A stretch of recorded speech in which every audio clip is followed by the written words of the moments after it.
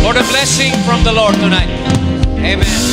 I believe we are all under expectation that God will speak to us this evening and He will answer every need. He will answer every question that we have, especially in this life that we're living in. So I greet you all in the most precious name of the Lord Jesus. And once again, we will now move on to our subject, the real meaning of life. As we remain standing, we will be speaking about what life is. What is the purpose of life? Why are you here? Why are we here? Amen. What is your role, amen, in this life? So, basahin natin mga kapatid, because we want to understand where we came from, where we're going, and where we are right now. Amen. So, basahin po natin sa Genesis 2:7 and then Colossians 1:16. Genesis 2:7, and the Lord God formed man of the dust of the ground and breathed into his nostrils the breath of life, and man became a living soul. Amen. At ang Panginoong Diyos ay inanyuan ang tao mula sa alabok ng lupa at siya'y hiningahan niya mula sa kanyang ilong ng hininga ng buhay at ang tao ay naging isang buhay na kaluluwa. Colossians 1:16, for by Him were all things created, that are in heaven, that are in earth, visible and invisible, whether they be thrones or dominions or principalities or powers, all things were created by Him and for Him. Purihin ng Panginoon. So welcome po tayong lahat sa gabing ito. And I believe that we are excited again, amen, to partake in the Word of God. Alam nyo, ang tao hindi mabubuhay sa tinapay lamang, bagkus sa bawat salita na namumutawi sa bibig ng Diyos. So we welcome our visitors tonight. Amen. At bahagi po tayo ng katawan ni Kristo, or one body in Christ, and we are nourished by the Word of God. Because Jesus said, amen, I am the bread of life that came from heaven. He that receiveth me, he that believeth on me, though he were dead, yet he shall live again. Amen. So kaya mga kapatid, sa gabing ito, pag-aaralan natin ang buhay ng tao. What is our purpose on earth? Are we here just like para ba tayong yung tinatawag ng Biblia na hamog na pagdating ng init ng araw ay mawawala na lamang? Are we here on earth just to work, to eat, to drink, and then die? Ganun lang ba ang buhay ng tao? I believe no. I believe there's life after death. We have a natural life and we have a spiritual life. Amen? Sabi ng Bible, if our earthly tabernacle be dissolved, we have already one waiting. Eternal in the heavens. Amen. A body, amen, that we are groaning to be dressed upon by this body. Okay, so pag-aralan natin ang life, mga kapatid. What is life? I believe life, as defined by the dictionary, is the aspect of existence that processes, acts, reacts, evaluates, and evolves through man's soul, spirit, and body. We are made up of soul, body, and spirit, as 1 Thessalonians 5:3 records. So, meron tayong katawan. We have a body with 5 senses. Amen. That connects or contacts the earth that we're living. That is the sense of sight, the sense of smell, sense of hearing, feeling, and ano pa yung isa? Tasting. Amen. So ang tao, binigyan tayo ng ganitong mga pandama para makontak natin ang mundo na ating ginagalawan. But inside of us is a spirit. Amen. Mayroon tayong spirit, the human spirit that groans. When we fear, we worry, we have imagination, we have our conscience. Lahat po yan ay bahagi ng spirit of man. So, you contact, amen, your emotions or your feelings are contacting, amen, things on earth, and you react to them, amen, whether it be happiness, sadness, joy, or worry, or fear, sa spirit realm nun. Pero sa ating kaloob-looban, in the midst of our body, there is a soul, amen. That soul is a part of God that needs to contact God. Amen. To be thirsty of God. Na hindi kumpleto ang buhay ng tao kung hindi mo, amen, makatagpo ang Diyos sa buhay mo. Amen. Dahil hindi sapat, mga kapatid, ang buhay sa mundo kung wala si Kristo. I believe God has made us hunger. There's a seed in us that longeth for the presence of God. Just like David, sabi ni David, as the deer thirsteth after the water brook, so my soul thirsteth after you, O God. Sino bang nauuhaw sa Diyos sa sa gabing ito, mga kapatid? Amen. Blessed are you, sabi ng Bible. Blessed are they that hunger and thirst for God's righteousness, for they shall be filled. Pupunuan ka ng Diyos kapag ikay may kauhawan. Amen. If there's a deep calling unto the deep, God will answer you. Amen. Yan ang gusto ng Panginoon, na hanapin natin siya. Sabi niya, seek and you shall find. Knock and it shall be open unto you. Amen. Sabi niya, di ba? Ask and you shall receive. But you cannot ask unless you believe in God. Because God will provide all our needs according to His riches and glory. Nabasa natin, siya ang may akda ng lahat ng bagay. He created all things for Himself. Amen. Every power, every dominion, every government here on earth, maging si Satanas, nilikha lang siya ng Diyos at nagpapaalam siya sa Diyos kung meron siyang gagawin. So God is in full control of our life.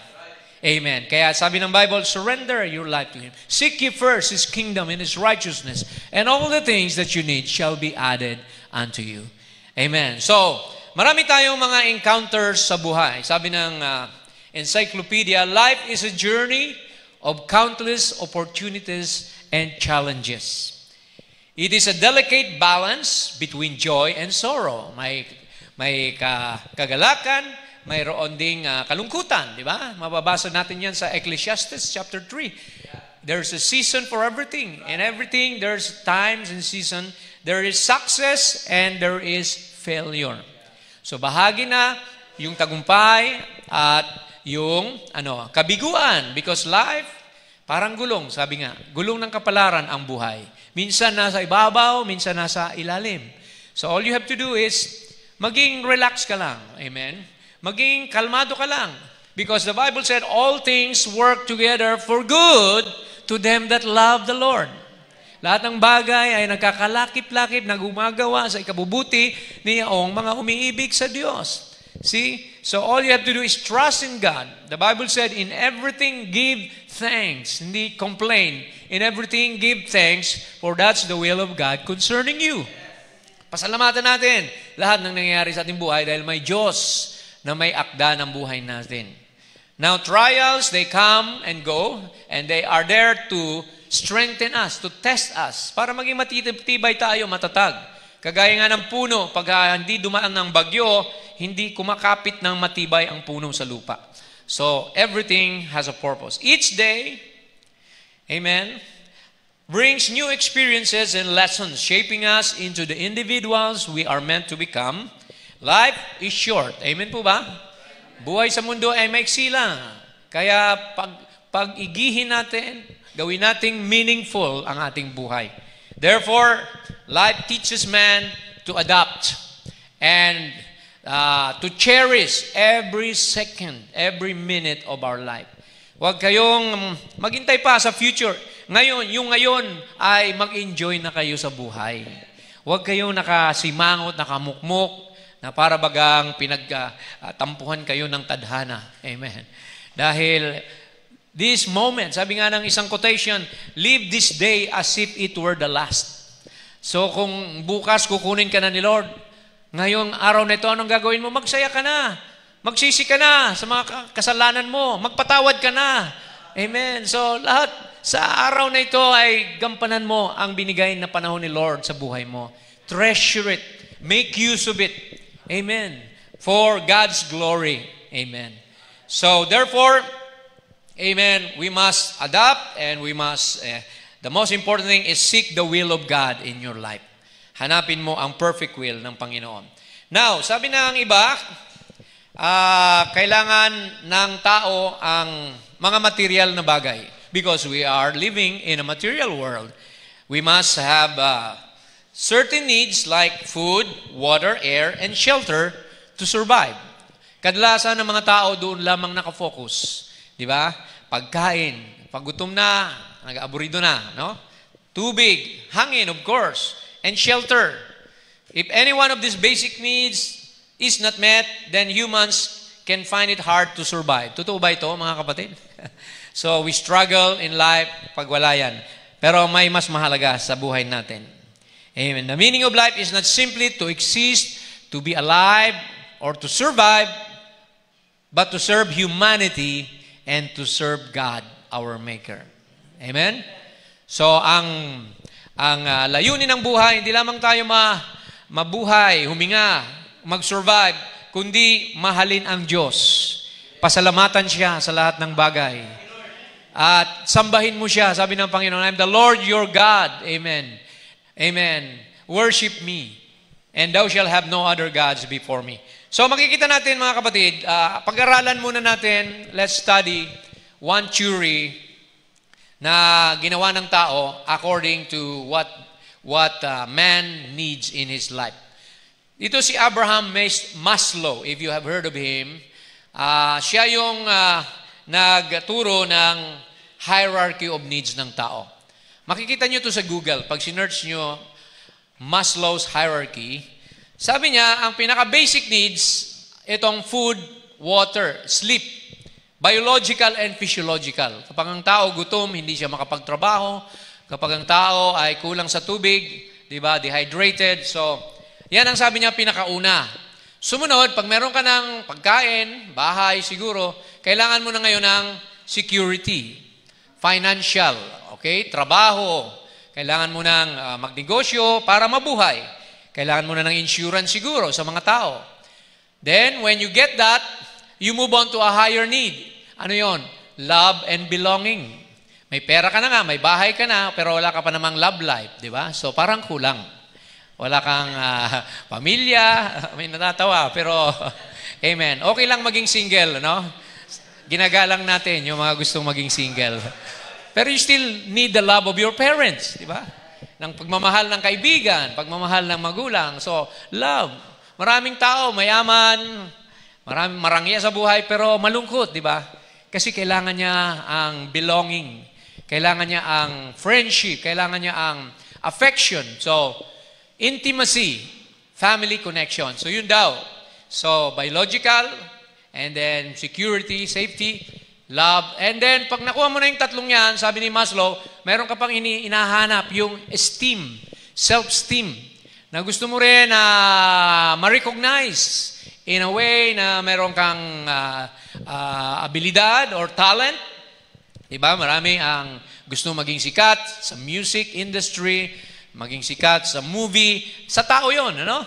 So, maging tanyag. So, hindi mo maalis sa tao yan. Pride. Si Lucifer nga, gusto pantayan ng Diyos eh. Diba? Tao, gustong competition. Normal na sa tao yan, yung survival of the fittest. Ika nga. Pero, pag na-reach mo na nila yan, may isa pa, yung self-actualization. Meeting one's full potential in life, different for every person. Yung ma-enjoy mo yung buhay mo, yung meron ka. Ang kulang lang kay Maslow, he missed something. He forgot God, who is the capstone. Nakalimutan niya ang Diyos na kailangan ng tao. Kung wala ang Diyos, wala lahat yan. Di ba? Without God, you are nothing. Jesus said, for without me, all those things are nothing. What shall it profit a man if he gains the whole world but lose his own soul? Nakalimutan niya yung soul need, mga kapatid. So that's why we have to go through, sabi rito ng Panginoon, take no thought of those things. Sabi niya sa Matthew, huwag niyo problemahin, what shall we eat? Ano bang kakainin natin? What shall we drink? Anong iinumin? Anong daramitin? Dahil alam na ng Amang nasa langit na kailangan mo ang mga bagay na yan. For your heavenly Father knoweth that you have need of all these things. Alam niya yan. Amen. But there's a condition. But seek ye first the kingdom of God, and all these things shall be added unto you. Idaragdag na lang yan. Kapag inuna mo pala ang Panginoon at ang kanyang katuwiran. His righteousness. Kaya nandito tayo. We're fulfilling verse 33, we're seeking the kingdom of God para lahat ng yan, idaragdag na lang ni Lord. Hindi problema ng Kristiyano, yung mga natural na bagay na yan. Of course, we have to work. Amen. Sabi nga, yung hindi magtrabaho ay mas worse pa sa mga infidel kung hindi mo kayang pakainin ng iyong pamilya, di ba? So, ngayon, kailangan na pareho nagtatrabaho kasi mahirap ng buhay. So, but sabi niya ni Jesus, take therefore no thought for tomorrow. Huwag mo nang isipin pa o problemahin ang lahat ng mga parating. Ipagkatiwala nyo daw sa Kanya. For tomorrow shall take thought for the things of itself, sufficient unto the day is the evil thereof. Sapat na sa araw na ito ang mga bagay na mga pagsubok sa buhay natin, mga bagay na masasama. Kaya ang Panginoon, kino-comfort lang niya ang mga tao. Sabi niya, sino ang napapagal? Who among you are tired, are heavily laden? Sabi niya, come unto me and I will give you rest. Lumapit kayo sa akin, sabi ni Jesus, at bibigyan ko kayo ng kapahingahan. Amen. Anong kapahingahan yun? Peace. You don't worry, you don't fear because the Prince of Peace, that's Jesus Christ, is dwelling in your heart. Nananahan siya sa iyong puso. Amen. You are the temple of the Holy Ghost. Siya yun. Christ in you, the hope of glory. Kaya ang buhay, mga kapatid, kulang kapag wala si Lord sa atin. Amen? Hindi lang puro trabaho. Tumanda ka na sa trabaho. Hanggang sa mamatay ka na, pagdating mo ron, hahatulan ka ni Lord. Lahat tayo ay haharap sa Panginoon at magsusulit. Basahin niyo yan sa Revelation chapter 20. Lahat ng tao mananagot sa kanyang ginawa, sa kanyang katawan. So, but before God takes you home, be sure that you are ready.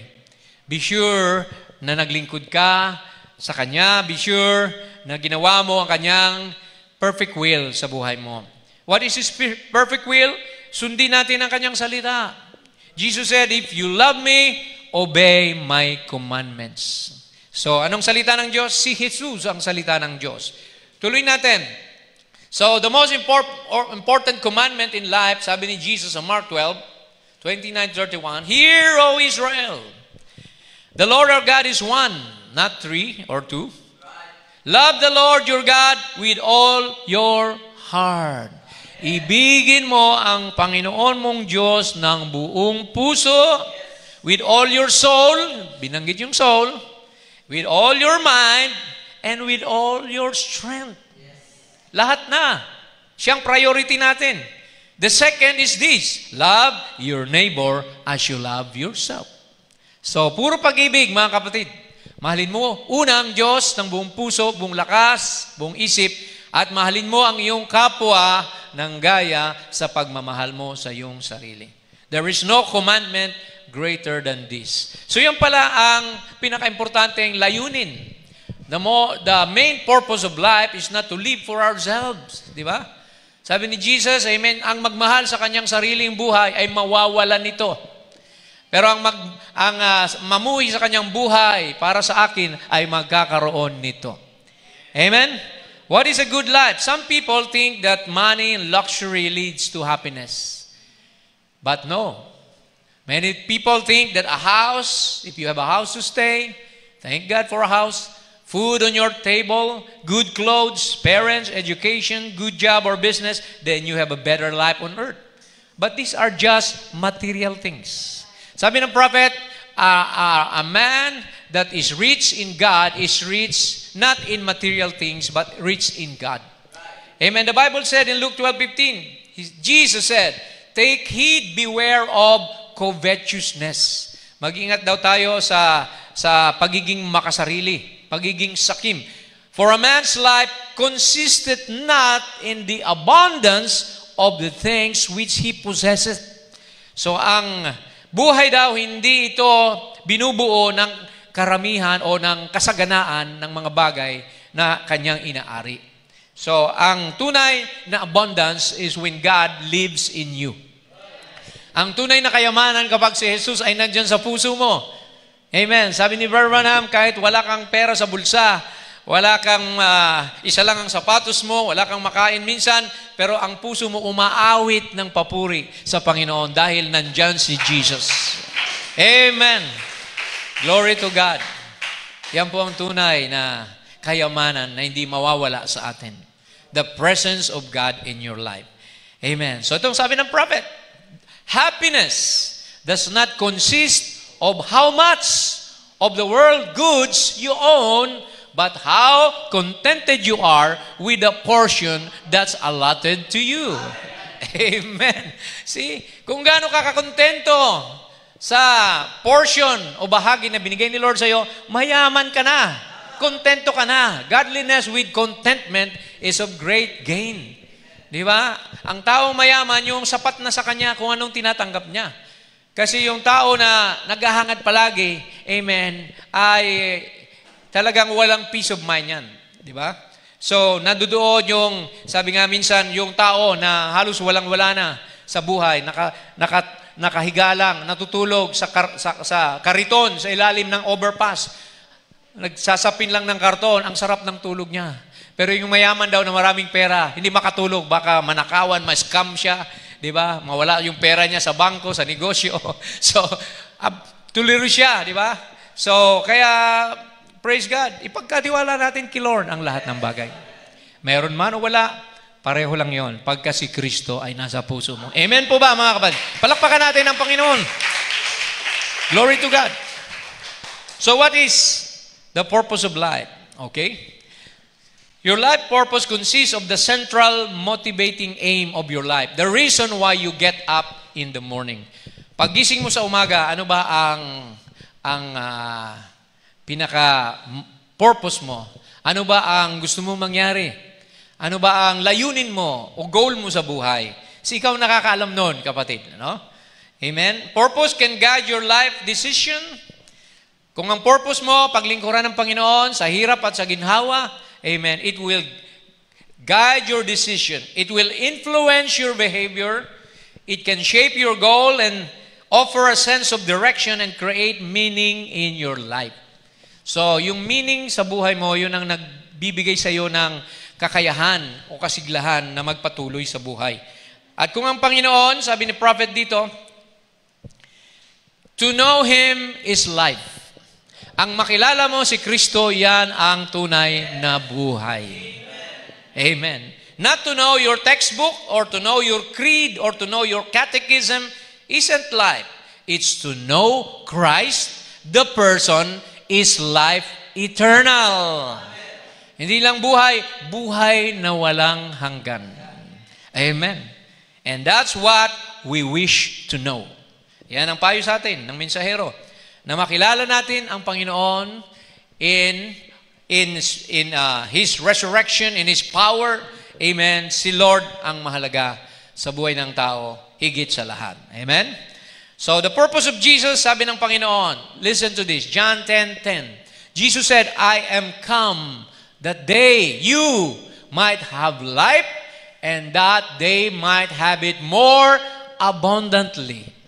So magkaroon tayo ng buhay na sagana. Yan pala ang gusto ni Lord. Pero unahin mo muna siya. Yan ang kondisyon. Di ba? See, pag inuna mo siya, uunahin ka rin niya. Acts 17:28. For in Him we live. Sino yung Him? Si Jesus. Siya ang creator natin. For in Him we live and move. Dahil sa Kanya nakakagalaw tayo. Paano kaya kung ma-stroke ka na lang, di ba? Magkaroon ka na lang ng problema sa katawan. So, si Lord ang nagpapagalaw sa atin. And have our being, as certain also as of your own poets have said, for we are also His offspring. Ano po ba ang offspring? Anak ng Diyos. Mga anak tayo ng Panginoon. So, kaya ang buhay ay na kay Kristo. Minsan sinabi niya sa mga alagad niya, di ba? See? Sabi niya, except you eat my flesh and drink my blood, you have no life in you. Amen. Wala kayong buhay kapag hindi nyo kinain ang aking katawan. Ano ba yon? Physical ba yon ang katawan? Hindi. Yung salita. Amen. The Word of God is the bread of life. Yun ang kakainin natin, hindi yung magiging cannibal tayo, kakainin natin yung laman ni Kristo. Maraming natisod noon di ba? Natisod sila, John 6:66. They did not follow Him because sabi nila, this is a hard saying. We will eat His flesh, drink His blood. What are we? Are we vampires? Are we cannibals? They were stumbled. But you need a deeper understanding. You need revelation on the Word of God. Hindi kasi yan parang newspaper na binabasa lang ang Bible. You have to read between the lines. Amen. So sabi ni Lord, anong kanyang dugo? Ang kanyang dugo yung atonement. Drink His blood, meaning to say, partake in His atonement. Kaya nga tayo nagko-communion, di ba? To partake in the bread and the wine. Amen. So Jesus said, I have come that you might have life and that they might have it more abundantly. What is abundant? Amen. Yung blessing ni Lord. Amen. Yung green pasture. Sabi niya, I am your shepherd. Amen. I shall not want. Sabi ni David. Amen. For He layeth me in green pastures. Amen. Basahin pa natin. The true meaning of life is wrapped up in the glory of God. Yung kaluwalhatian ng Diyos kapag kasama mo. Amen. Yun ang buhay, mga kapatid, na kinakailangan natin sa lupa. Because why? Pag umalis tayo sa lupa na ito, na hindi natin natanggap ang Espiritu ng Panginoon, hindi tayo Kanya. Without the Spirit of Christ, you are none of His. So, this is in Isaiah 43:7. Sabi dito ng Panginoon, habang tinatawag niya yung Kanyang mga pinili, bring all who claim me as their God, for I have made them for my glory. Nilikha pala tayo para sa kaluwalhatian niya. It was I who created them. Glory to God. So, inaari tayo ng Panginoon. Sa totoo lang, namatay siya sa krus ng Kalbaryo para tayo, tubusin sa ating mga kasalanan. Because we were born sinners. Sabi ng Romans 3:23, for all have sinned and fell short of the kingdom of God. So, because of Jesus, amen, nagkaroon tayo ng buhay na walang hanggan. Amen? Hallelujah! Kaya tayo dapat maging spiritually minded. Romans 8:6, for to be carnally minded, makalupa, is death. Death. But to be spiritually minded is life and peace. Ayan. Kailangan pala natin spiritual palagi. Huwag tayong umasa lamang sa mga bagay na makamundo, sa mga carnal things, material things, but mind spiritual things. Kaya sabi nga ni Lord, diba, huwag kayong mag-impok ng kayamanan sa lupa, doon kayo sa langit mag-impok. Amen. Ano bang mga kayamanan na yan? Love, joy, the fruits of the Spirit in your life, gentleness, meekness, and all those things. Amen. Romans 8:10, and if Christ be in you, kapag nasa iyo daw si Kristo, the body is dead because of sin, but the Spirit is life because of righteousness. Yung Espiritu ng Panginoon na nasa inyo, yan ang buhay na nandiyan sa inyo.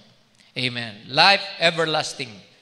Romans 8:2, for the law of the Spirit of life in Christ Jesus hath made me free from the law of sin and death.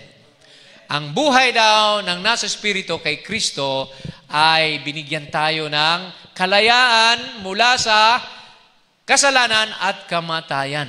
There is therefore now no condemnation to them that are in Christ Jesus. Wala nang paghatol pa sa kanila na kay Kristo Jesus dahil si Kristo na ang inatulan para sa atin. Amen. Bawat tao na pinanganak ng babae ay maiksi ang buhay at puno ng kabagabagan. Amen. Every man and woman born of a woman is of short days and full of sorrow, and death is waiting for us. But we bypass death. Sabi ni Kristo, ang nanampalataya sa akin, amen, at nakikinig sa aking salita ay may buhay na walang hanggan. At siya ay lumagpas na mula sa kahatulan tungo sa buhay. Amen. John 5:24, he that heareth my words and believeth on him that sent me has everlasting life and shall not come into the judgment, but is passed from death unto life. Pasado ka na, exempted ka na. Hindi ka nahaharap sa judgment day. Dahil si Jesus nang hinatulan para sa iyo.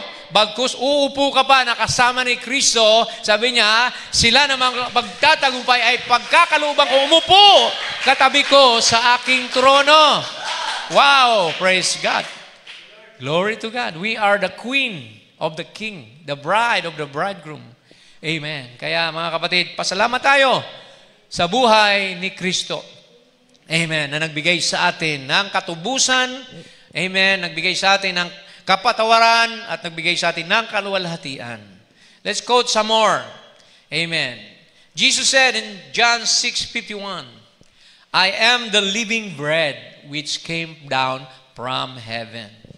If any man eat of this bread, he shall live forever. Ayan ang forever natin. Mabubuhay tayo. Magpakailan paman. And the bread that I will give is my flesh, which I will give for the life of the world. Amen. So yan mga kapatid, spiritual yan. Yung mga tao na hindi naniniwala dyan, amen, I believe na bulag pa sila. But we just pray na buksan ang kanilang mga mata ng Panginoon. Bakit? Tinago ito sa mata ng pantas at matatalino. The disciples were telling Jesus, Lord, why do you speak in parables? Most of the time, Jesus said, because it is not for them to know the mysteries of God, but it is for you to know the mysteries of God. May mga kinauukulan ito. Amen. Pasalamat ka kung naunawaan mo ito. Dahil bahagi ka ng nobya ni Kristo. May binhi ka ng Diyos sa iyong puso, kaya nakuquicken ang binhi na yan. Praise the Lord. Hallelujah. Amen. Jesus said, thank you, Father, for you have hid these things from the wise and prudent, but revealed to babes such as will learn. Amen. John 6:47, verily, verily, I say unto you, he that believeth on me hath everlasting life. Amen. Gusto niyo ba ng everlasting life? Amen. Na hindi na kayo tatanda. Amen. Hindi na kayo mamamatay. Hindi na kayo, amen, ililibing sa hukay. Merong rapture na darating. May body change na pangako ang Panginoon para sa atin. Amen. Merong body change. Sa Corinthians 15:51, I believe. Amen. Sabi roon, behold, I shew you a mystery. We shall not all sleep, but we shall all be changed in a moment, in a twinkling of an eye, from corruption into corruption. For this immortality will turn into immortality. Amen. So yun ang pangako ng Panginoon sa atin.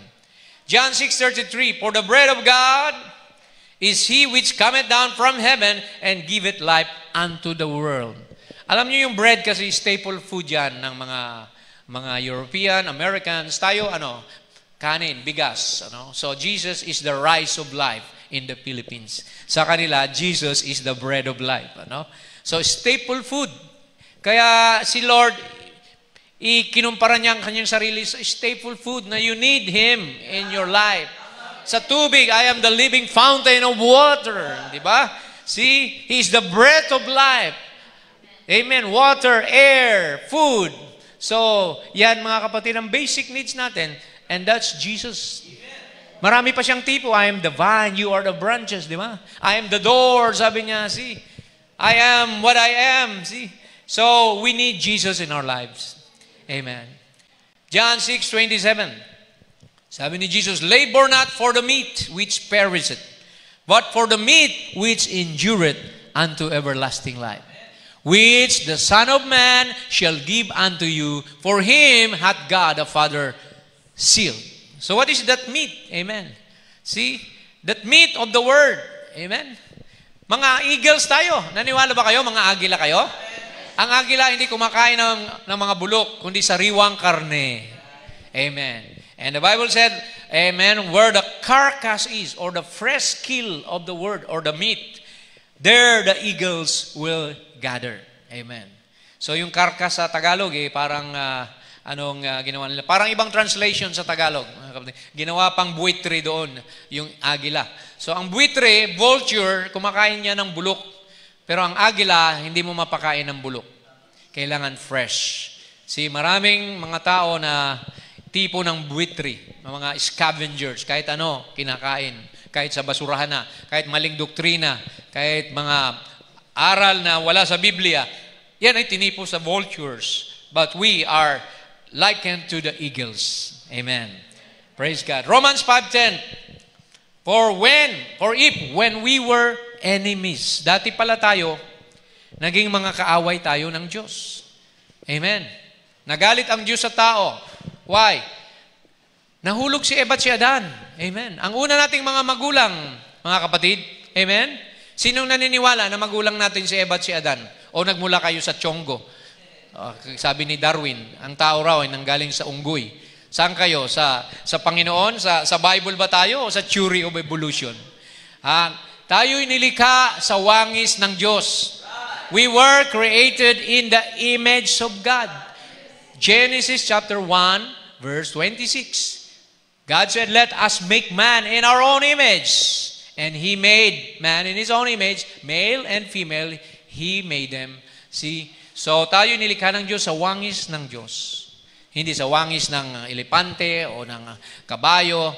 Wangis ni Kristo, mga kapatid. Amen. Dahil special tayo. See, yung mga animals, they don't have a soul. Mga hayop, walang kanyan, kaluluwa. Pero ikaw may kaluluwa ka. Because your soul is a part of God displayed here in a body. Kaya nga kulang ang Diyos, hinanap tayo eh. Kasi kulang siya. Sabi niya, may nawawala akong bahagi sa katawan ko. Amen. See, you have eternal life in you right now. Something in you, mamatay man, bumalik man sa lupa ang katawan mo, pero something in you, amen, will never die. The seed of eternal life. At yan ang nag-i-enjoy sa Word of God. Wala yung iba niyan, kayo meron, kaya lagi tayong presente sa gawain ng Panginoon. We enjoy the Word of God. We are inspired by the Word of God. That's the spiritual food of the bride. In due season, the message, mga kapatid. Kulang ang buhay pag walang gawain. Kulang ang buhay pag hindi ka nakakarinig ng salita ng Diyos. Amen. Pag hindi mo nararamdaman yan, magtaka ka na, baka hindi ka bahagi ng Diyos. Kasi sabi ni Jesus, my sheep shall hear my voice, and a stranger they will not follow. Amen. We love the voice of God. Romans 5:17, for if by one man's offense, sino yun? Adam. By his offense, death reigned by one. Naghari ang kamatayan dahil sa kasalanan ni Adan at ni Eva. Much more they which receive abundance of grace and of the gift of righteousness shall reign in life by one, and that is Jesus Christ. Ni-restore ng pangalawang Adan yung nawala ng unang Adan. Ano bang nawala sa atin, mga kapatid? Nawala yung buhay, yung karapatan natin sa buhay na walang hanggan. Amen. Dapat tayo, hindi tayo namamatay. Dapat tayo kagaya ni Adan at ni Eva, they're supposed to be eternal creatures. But because of sin, amen, sickness and death came in. Amen. Because death and sickness are attributes of sin. Dahil sa kasalanan, pumasok ang kamatayan, ang karamdaman, lahat yan. Kaya nga pag nagsisi ka sa Panginoon, napapagaling ang karamdaman. Di ba? Pag nagsisi ka, tumanggap ka sa Panginoon, wala ka ng kamatayan. Buhay na walang hangganang, meron ka. Yun, ang sabi ni Lord, except a man be born again, he cannot enter into the kingdom of God. So pinanganak tayo, our first birth was a mistake. We were born, amen, like the animals in flesh, but you must be born again in spirit. So kaya ang pinanganak na muli, amen, hindi ka na namumuhay sa laman. Namumuhay ka na sa Espiritu. Tama? Amen? Mayroon ka ng pag-ibig. Mayroon ka ng pagpapahinuhod. Amen? Kung dati ay matampuhin ka, dati ay magagalitin ka, pero ngayon, amen, may kapayapaan ka na. Amen? Pasensyoso ka na, di ba? So, kailangan may magbago sa atin. Kasi madali lang i-memorize ang Bible. We can speak the Word, pero yung ating character, yung attitude natin, yan ang tinitingnan ng tao. Kung talagang may nabago sa atin. Amen. Praise the Lord. So, delight yourself in the Lord. Psalms 37:4. Ano po ba yung delight? Ang delight po ay magala ka. Amen. Mag-enjoy ka. Saan? Sa Panginoon. At kapag ginawa mo yan, He will give you the desires of your heart. Ano man ang ninanasa ng iyong puso, ibibigay niya yan kasi nag-i-enjoy ka sa presensya niya, di ba? Pag tayo nag-i-enjoy minsan, nakakapangako tayo ng mga bagay-bagay dahil masaya ka eh. Pero pag hindi ka na masaya, bakit ko ba naipangako yun sa kapatid ko? Di ba? So, kaya, praise God, pag napapasaya natin ang Panginoon sa buhay natin, masaya rin ang atmosphere natin. The joy of the Lord is our strength. Siya ang kalakasan natin. So, we were specifically made by God, and that gives us intrinsic value. Nothing can give us greater value. We are made to reflect His image. We have a purpose, and that purpose is to glorify God. Nothing can give us greater satisfaction. Ang tunay na satisfaction ng Kristiyano ay mapasaya niya ang Diyos. Mapaglingkuran niya ang Diyos. Huwag niyang masaktan ang damdamin ng Diyos. So yan ang sabi ni David, Lord, amen, create in me a clean heart. Lord, amen, sabi niya, turuan mo ako na huwag magkasala sa iyo. Amen. Bind your word into my heart that I sin not against thee. So yan po ang ating gampanin sa mundo. Amen. Na magkaroon tayo ng takot sa Diyos. Fear God. Amen. Respect God in your life. And, amen, do service to Him. So, itong dalawang ito, salvation tsaka eternal life, bigay ni Lord ito sa atin. It's a gift. Hindi mo ito pinagpaguran. Amen. Wala kang ginawa para magkaroon ka ng buhay na walang hanggan. Sino rito ang kayang magkaroon ng buhay na walang hanggan sa sarili niyang kakayahan? Wala po. See, the Bible said, for by grace we are saved through faith. And it is not of your works, it is a gift of God that no man should be able to boast. So, once salvation is received by grace through faith, Christ makes us new creation. Ano ba bang new creation? Bagong nilalang ka na kay Kristo. Amen. All things have passed away. Behold, all things have become new. New atmosphere, new attitude, new heart. Sabi ni Lord, I will remove your heart, your stone of your heart of stone, and I will put in your heart my spirit. Amen. So that you can follow me. You can obey. Amen. So, anong sabi ni Paul? Amen. What kind of life did Apostle Paul live?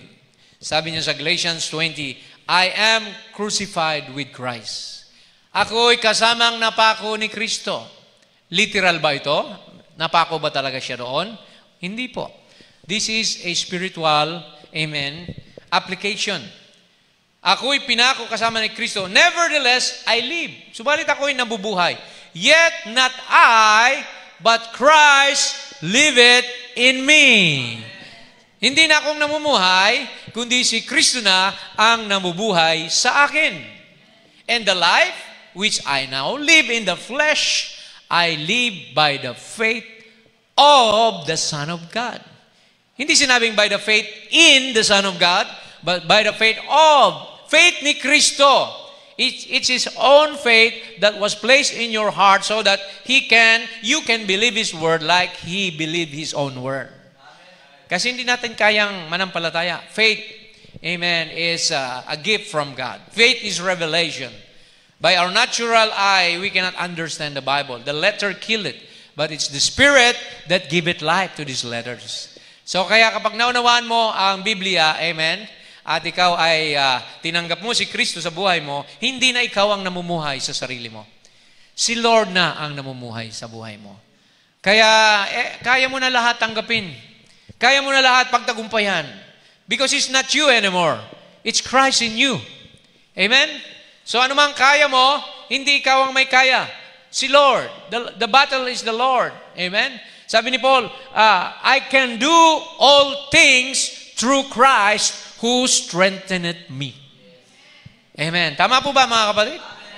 Sa tingin mo ba, kaya mo ang lahat sa buhay? Pagising mo sa umaga, sigurado ka ba bang buhay ka pa bukas? Nasa kamay ng Diyos ang buhay mo. Pagtawid mo sa kalsada, sigurado bang hindi ka masasagasaan o maaksidente? Hawak ng Diyos ang buhay mo. Pasalamatan mo siya na iniingatan ka. Nililigtas ka sa mga sakuna, sa sunog, maaring sa bagyo o sa aksidente. Hindi mo lang alam, pero ang anghel ng Diyos, nandyan katabi mo. You have an angel of God, your guardian angel. Sabi ng prophet, that's your theophany. See, kasama mo yan, iniingatan ka. Kaya pasalamatan natin ang Panginoon ng kanyang biyaya. Amen. Nasa iyo at sa akin. The mercy of the Lord endureth forever to His elect. Amen. So, para makilala natin ang Diyos, ang buhay na walang hanggan, John 17:3. And this is life eternal. What is life eternal? That they might know Thee, the only true God, and Jesus Christ, whom Thou hast sent. So, ang buhay na walang hanggan pala ay ang makilala natin ang iisang Diyos, hindi dalawa o tatlo, at ang kanyang anak, bugtong na anak si Jesus, ang kanyang katawan, na ipinadala niya sa atin. Some people, they think these are two persons. But no. The Father is the spirit form of God. The Son is the flesh form of God. So kaya nga sabi ni Jesus, I and my Father are one, not two. Amen. He that hath sinned me, hath sinned the Father. Because Jesus is the fullness of the Godhead bodily, and He is the image of the invisible God. Ang Diyos, Ama, hindi pwedeng iligtas ka bilang espiritu. The Father cannot save you if He remains as a spirit, because His own law says, without the shedding of blood, there is no remission of sin. Kung walang pagbubuhos ng dugo, ay walang kapatawaran ng kasalanan. May dugo ba ang Ama? Wala. Paano kayo liligtas ng Ama? Kaya nagkatawang tao. Amen. The Father, amen, made Himself a body and came in a human form through His Son, Jesus, and died for us. Sinong namatay sa iyo? Tao lang ba o Diyos? Sabi ng Bible, walang tao ang pwedeng magligtas sa kanyang kapwa-tao. Si Jesus ay Diyos na nagkatawang tao. See? The prophet said, God could not die in the spirit, but He died in the flesh. Ang Diyos ay namatay sa laman para sa iyong katubusan. Amen. Ang tumubo sa iyo ay Diyos. Ang namatay sa iyo ay Diyos sa laman. Amen. See, Jesus Himself said, di ba? Sabi niya, all power in heaven and earth has been given to me by my Father. Wala nang kapangyarihan ng Ama. Binigay na lahat sa anak. Kasi yung anak, yun yung kanyang katawan. He that hath not the Son has not the Father also. Jesus said, I am the way, the truth, and the life. No man can come to the Father except by me, the flesh of God. Hindi ka na makadirekta sa Ama eh. See, kaya pag nanalangin tayo, in Jesus' name. Whatever you ask in my name, I will do it. Di ba? Sabi ni Lord, you can cast out devils in my name. You shall lay hands on the sick in my name. And you can ask whatever in my name, and it shall be given unto you. Romans 6:4, therefore we are buried with Him by baptism into death. Tayo raw ay nililibing din kasama niya kapag tayo nagpabautismo sa tubig. Nakikibahagi tayo. We become a partaker of His death through water baptism. And that like Christ was raised up from the dead by the glory of the Father, even so we also should walk in the newness of life. Pag nag-ahon ka sa tubig after water baptism, amen, you're walking in the newness of life. You have resurrected in Christ Jesus. Repent, sabi ni Paul o ni Peter, repent and be baptized, every one of you, in the name of Jesus Christ for the remission of sin, and you shall receive the gift of the Holy Spirit. So bahagi ang bautismo sa pagiging born again. Amen. Romans 6:23, for the wages of sin is death. Ang kabayaran ng kasalanan ay kamatayan. So pinanganak tayo na makasalanan, lahat tayo mamamatay. Dapat. Pero sabi rito, but the gift, amen. Alam niyo yung gift, pag Christmas, talagang matunog yan. Regalo, di ba?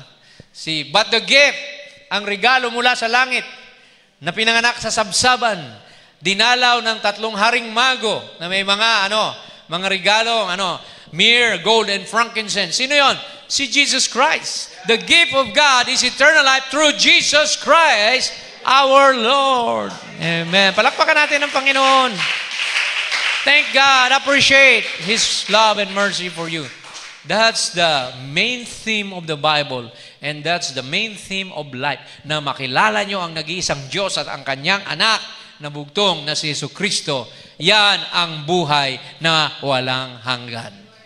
Praise the Lord. Finally, sabi dito ng mensahero, Water Baptism 9:59, and you are complete in Him. Pag wala si Jesus, incomplete ka. We are complete in Him, not in no church. Hindi yung kabilang ka lang sa isang iglesia o kasapi ka. Hindi ka kompleto kahit saan ka sumapi. Not in the Branham Tabernacle, not in the association, but you are complete and safe in Jesus Christ. Hallelujah! Amen. Complete ka na, safe ka pa. Amen. There's no other safest place on earth. Amen. That even atomic bomb could not hurt you, only in Christ Jesus. Amen. Sa Kanya ka magtago. He is our refuge. He is our tower, strong tower. Amen. Sabi ng Biblia, amen, Siya ang ating takbuhan, Siya ang ating Ama, Siya ang ating Panginoon, tagapagligtas, manunubos, lahat na yan. Praise God. Kaya sabi dito ng Scripture, finally, Colossians 2:9-10, for in Him dwelleth all the fullness of the Godhead bodily, and ye are complete in Him. Amen. So life is not complete without Jesus Christ, which is the head of all principality and power. Have you received Him as your Savior and Lord? Natanggap mo na ba Siya bilang Panginoon mo, tagapagligtas, kapatid? Kung hindi pa, ito na ang panahon na sabihin mo, Lord, tinatanggap kita bilang Panginoon ko, tagapagligtas. Lord, hindi ako maliligtas sa relihiyon. Hindi nagliligtas ang relihiyon. Sa totoo lang, ang daming relihiyon ngayon. 33,000, pero isa lang ang Bible. Nag-aaway-away, nagdedebate, nag-aagawan ng miyembro, proselyting. But there's only one salvation, that's in Christ Jesus. He is the Word made flesh today. He is the printed form. The Bible Himself in printed form. So kaya mga kapatid, mawala na ang lahat sa iyo, wag lang si Jesus mawawala. Dahil sa Kanya, we are complete. In Him, we are safe. In Him, we have eternal life. In Him, we have blessing. In Him, we have joy, we have peace, we have everything. Amen. He's our Father, He's our Mother, He's our brother, He's our sister. Amen. He's everything to me. Tumayo tayong lahat, mga kapatid. Hallelujah. He's everything to me. Awitin natin yung paborito niyong kanta, The Goodness of God. Amen. Ang Diyos ay mabuti. Amen. Awitin natin ang Panginoon. He's good all the time. Right? Amen. Can you give me a key, please? Amen. Let's sing this song from the depths of our heart. Pasalamatan mo ang Panginoon. Dahil walang buhay kung wala si Kristo. Amen. Sabi ng iba, this is life.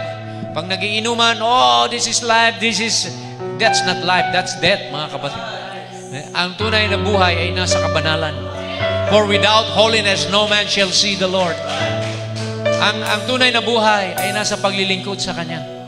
Ang tunay na buhay ay nasa pagpupuri sa Panginoon. Amen. Hallelujah. Let's sing it. I love you, Lord. For your mercy never fails me. Sisters, you can sing with me. All my days I've been held in your hand.